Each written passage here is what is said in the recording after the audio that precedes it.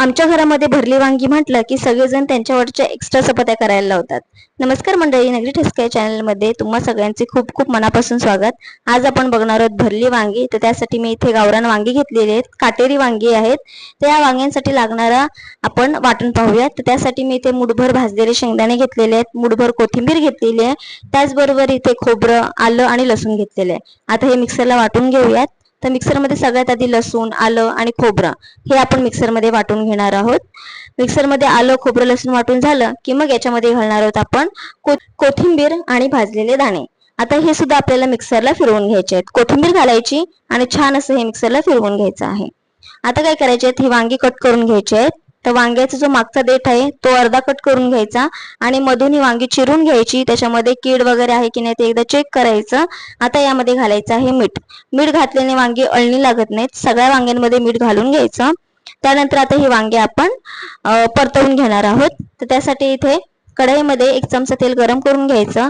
त्यामध्ये घालायची आहेत ही कट केलेली वांगी. आता ही वांगी छान असं एक 5 ते 7 मिनिटांसाठी या तेलामध्ये परतवून घ्यायची आहेत. त्यानंतर झाकण ठेवायचं आणि एक 5 मिनिटांसाठी ही वांगी वाफवून घ्यायची आहेत. तुम्ही बघू शकता मस्त असं वांग्यांना डाग पडलेले आहेत आणि छान अशी परतली गेलेली आहेत ही वांगी. आता ही वांगी एका ताटामध्ये काढून घ्यायची. आता याच कढईमध्ये 2 चमचे तेल गरम करून घ्यायचं. यामध्ये घालायचे आहे आपल्याला थोडीशी मोहरी, थोडंसं जिरं घालायचं आहे.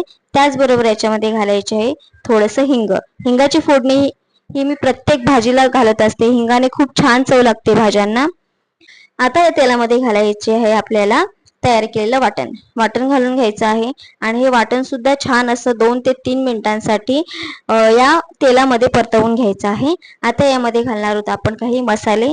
तर यासाठी याच्यामध्ये मी पाव चमचा हळद, 2 चमचे कांदा लसूण मसाला, त्याचबरोबर यामध्ये मी 1 चमचा लाल काश्मीरी मिरची पावडर घातलेली आहे आणि 2 चमचे यामध्ये घातलेला आहे गरम मसाला.